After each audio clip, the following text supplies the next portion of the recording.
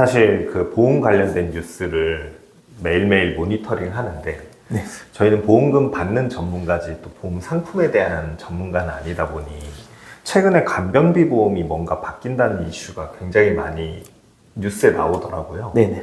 혹시 간병비 보험 우선 뭐가 바뀌는 건지 뭐 큰 변화가 있는지 한번 짚어주시겠어요? 예, 큰 변화라고 하면 한 가지만 좀 뽑을 수 있는데요. 보장에 대한 축소가 일어난다고 생각하시면 될 것 같습니다.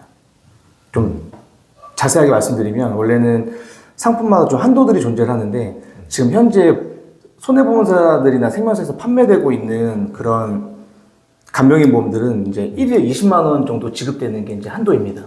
또 이제 또 180일까지 됐었다가 또 180일 이상까지 되는 그런 것도 나왔었는데 중요한 건 20만 원입니다. 근데 이 20만 원을 16세 이상이 되는 성인들은 10만 원까지 줄인다는 거고요. 그 다음에 15세 이하의 그런 분들은 어린이라고 좀 취급을 하게 되거든요. 그런 15세 이하의 어떤 이런 나이대들은 15만 원에서 5만 원까지 축소된다는 내용으로 변경을 진행하려고 하고 있습니다.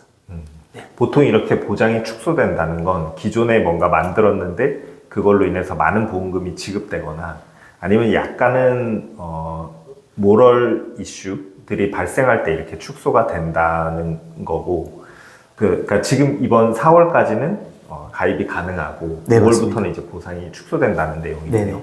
그러면 이 간병비 보험이라는 게 그 간병인이 필요한 경우에 하루당 네. 그 간병비를 주는 상품이 맞을까요? 네, 맞습니다. 시중에 이 간병인 보험 상품들이 좀 네. 어떻게 구성이 되어 있는지 궁금해요. 네. 소장님께서 말씀하신 것처럼 간병인 보험은 이제 내가 피보험자가 된 상품으로서 이제 병원에 입원하게 되면 그 입원 1일당 간병인을 사용하게 되면 그걸 증빙하게 돼서 그 증빙된 하루당 20만 원씩 지급되는 상품을 일컫는 거거든요. 네. 아, 무조건 20만 원인가요? 15만 원이나 20만 원 이렇게 설정할 수가 있습니다. 그러면 간병인이라는 사람들은 뭐 회사에 따라서 사람에 따라서 비용이 다를 것 같은데 그 구분 없이 그냥 무조건 그 금액을 받는 건가요? 네. 보험이라는 게 크게 좀 뭔가 지급될 때 실손형 어떤 담보들과 정액형 담보들을 좀 나누잖아요. 정액형 담보라고 하면 골절 진단금처럼 정해져 있는 비용이 나가는 건데 간병인 특약도 정액형의 어떤 그런 특징을 갖고 있어서 정액된 금액을 설정해 놓은 거 내려주게 됩니다. 15만 원을 설정해 있으면은 1일 15만 원씩 사용하게 되면 또 20만 원 설정되어 있으면 20만 원씩 지급을 할 수가 있습니다. 그렇군요.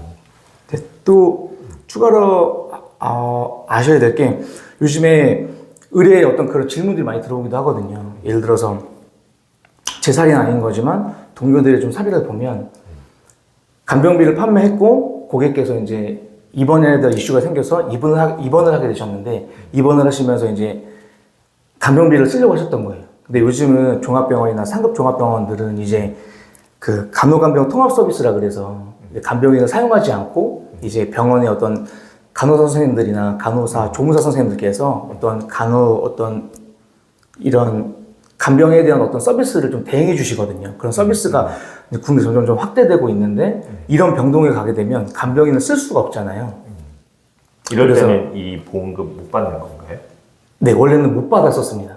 못 받았던 건 아니고요. 그럴 경우에는 간병인을 쓰지 못하는 상황에 놓이게 되면 1일 10,000 원씩 대체 지급되는 상황이 있었었는데 이제 이런 거를 또 발판 삼아서 보험사가 또 때에 맞춰서 만든 상품이 간호간병 통합 서비스 일당이 좀 있어요. 그래서 이제 그런 병동에 입원하게 되면 또 7만 원 정도씩 일을 받을 수 있게끔 만들어져 있습니다. 그래서 항상 발빠르게 발맞춰서 만들어내다 보니까. 네네. 그럼 그런 상품은 또 기존에 지금 아까 얘기했던 간병비 보험하고는 다른 상품? 네, 다릅니다. 간병인 아까 말씀드린 건 간병인 보험인 거고 이거는 그냥 통합 서비스, 간호간병 통합 서비스에 대한 입원 일당이라고 보셔야 되는 건데 지금은 또 이거를 통합해서 같이 묶어서 판매하게 되어 있습니다. 그래서 선택적인 건데 간병인만 가져가고 싶은 사람들은 간병인을 내가 구매해서 가져갈 수 있고요. 간호간병 통합 서비스 특약들은 예전에는 단독으로 판매가 됐었는데 지금은 이제 간병인 보험을 가져가야 같이 묶어서 한 상품을 만들어서 가져갈 수가 있습니다. 그래서 간병인만 가져갈래?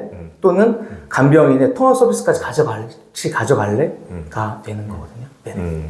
그럼 간호간병 통합 서비스가 없는 곳에서 이 간병인 특약을 이용할 수 있는 것이고, 지금 집에서 간호를 해도 간병비를 주나요? 집에서 간병하게 되면 안 됩니다.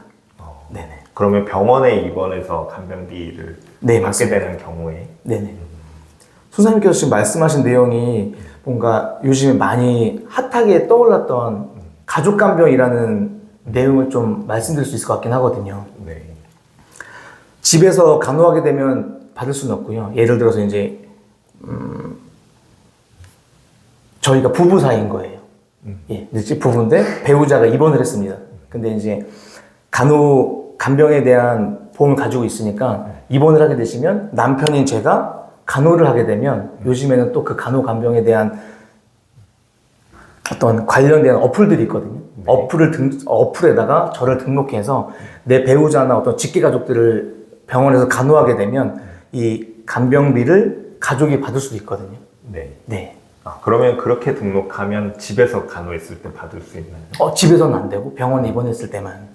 병원에 입원했을 때 네네. 가족이 간병하면 원칙적으로는 안 되는데 네네. 간병인을 중개하는 서비스 같은 곳에 네, 맞습니다. 등록해서 간병인으로 입증이 되면 받을 수 있다. 네, 정확합니다.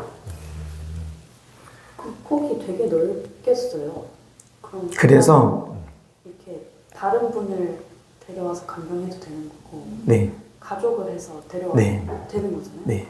그래서 이제 24년 11월 28일 금감원에서 이제 어떤 지침사항이 내려왔었거든요. 이제 향후 2025년에 이미 진입했지만 그 당시에 이제 25년에 되면 간병에 대한 어떤 내용들을 좀 축소하고 변경된다는 내용이 있었었는데 그 중에 큰 골자가 되는 내용 중에 하나가 이제 가족 간병에 대한 그런 도덕적 해이라고 보통 보험사에 말하잖아요. 모럴 해저드라고 얘기하는데 이제 이런 거예요. 그냥 실제 어떤 단적인 사례를 말씀드려보면은 아이가 아파요. 아이한테 가족 간병 보험을 들어놨는데 아이가 아파서 아이가 입원을 했어요. 그럼 엄마가 그 어떤 중개 서비스인 그 어플을 이용해서 엄마가 등록을 해서 아이를 간병을 하면 이제 간병 비용을 받을 수가 있는 거거든요. 근데 이제 실제 보통 아이들이 중증이 아니라 되게 경한 상태로 입원할 수도 있는 거잖아요. 그러면 가벼운 상태이다 보니까 엄마의 어떤 손길이 필요하지 않은 상태인 거예요. 그럼 병원에 입원시켜두고 이 서비스에 날 등록시켜두고 실제 간병은 하지 않았는데 간병을 받게 되다 보니까 이게 갑자기 어떤 부도덕한 내용이라 그래서 이제 이런 걸 좀 잡아내기 위해서 가족 간병을 실제로 하게 되면 이제 추가적인 어떤 증빙 서류들을 많이 요청을 해서 실제로 간병을 하는 걸 증빙해야만 받을 수 있게끔 변동사항이 있다고 하거든요. 근데 그게 이제 확정된 내용은 아니지만 이제 돌아오는 5월 1일부터 가족 간병을 하게 되면 그런 추가적인 많은 증빙 서류를 요구하겠다는 내용을 보험사에서 지금 계속 교육을 받거나 어떤 지침을 좀 받고 있습니다. 저희는. 네, 오늘 덕분에 간병비 보험이라는 거에 대해 이해가 상당히 높아진 것 같아요. 네네. 실제로 그러면 보시기에 이 보험 좀 유용한 것 같으세요? 너무 조심스럽습니다. 이게 판매하는 입장에서도 항상 손단님 뵐 때마다 또 영상을 촬영할 때마다 어떤 상품이 나오면 이거를 좀 되게 중시하는 사람들이 있고 되게 중요하지 않게 하는 사람들도 있었는데 솔직히 말씀드리면 저는 이렇게 판매를 많이 안 했었거든요. 네. 아예 안 한 건 아니지만 정말 필요한 분들한테는 하게 됐는데 그게 어떤 경우냐면 이제 실제로 어떤 자기 가족이 어떤 그런 경험에 비춰서 경험에 하게 돼서 가족 간병에 대한 이 간병이 정말 필요한 서비스구나 라고 느끼시는 분들한테는 너무 원하시니까 이제 좀 판매를 하게 된 적이 있었었고 그리고 역시 또 경험에 비춰서 수많은 동료들한테 이제 좀 데이터를 좀 요청했었을 때 판매는 많이 됐었는데 간병인을 청구에 대한 어떤 도움을 주거나 어떤 그런 것들을 제가 듣지도 보지도 많이 못하다 보니까 이게 뭔가 이렇게 왜 이렇게 어려운 거지? 그래서 나름대로 조사를 하고 좀 알아보다 보니까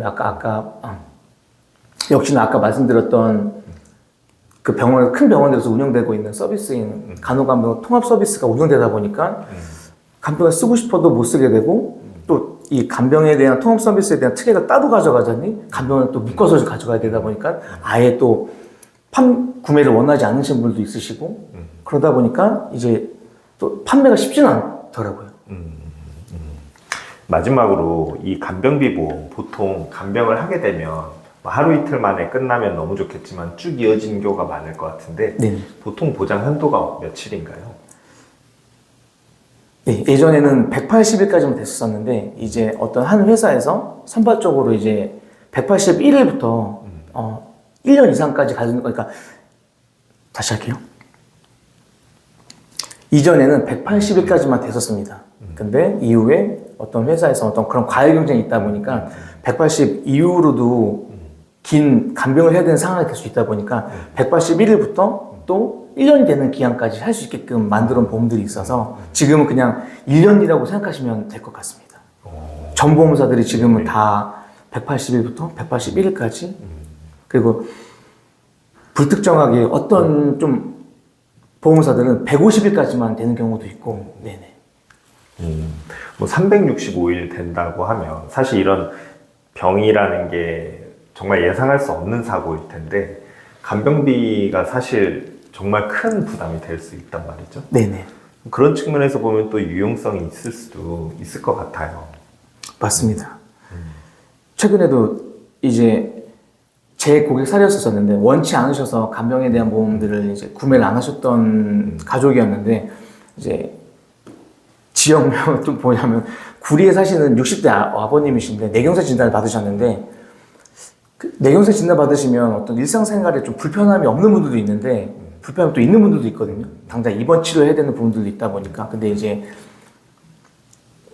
어머님은 안 계시고 두 자녀만 있는데 두 자녀도 이제 일상생활에서 회사 생활을 해야 되다 보니까 단 며칠이라도 이 간병을 할 수가 없는 상태가 돼서 구매를 안 하신 게 되게 후회되시는 분도 좀 있었었고 또 어떤 분들은 며칠을 사용했는데 보통 간병인을 부르게 되면 요즘에는 이제 간병인 분들께서 업체에서 보통 한 12만 원에서 15만 원 정도를 보통 이제 지급을 해야 되거든요.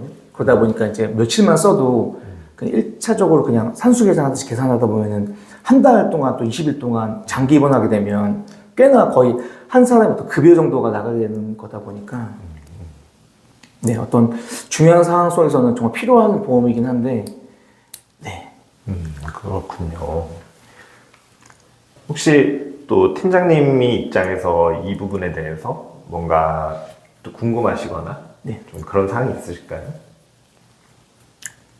제가 궁금한 거라고 하면 아무래도 판매하는 입장이다 보니까 또 변경에 대한 이슈들이 있잖아요. 근데 이제 월일이 정말 진입하게 되면 가족 간병에 대한 어떤 그런 것들을 서류를 추가 요청한다고 하는데 그게 아주 확정적인 건 아니거든요. 그래서 뭔가 또 경험에 비춰서 데이터들이 좀 쌓여야겠지만 가족 간병 하게 되면 네, 어떤 서류를 또 추가로 준비해야 될지 저희가 예상치 못하는 거니까 그런 이슈가 발생해서 청구를 해야 되는데 서류를 준비하지 못한 상태인 건데 후에 준비할 수 없는 서류라고 하면 지급받을 수가 없게 되는 거다 보니까 되게 조심스럽고 좀 어려운 상황 같아요. 그래서 진짜로 그냥 궁금하다면 그런 가족 간병에 대한 어떤 추가 서류들이 어떤 것들을 보험사가 요청할지 그냥 좀 개인적으로 궁금한 사항.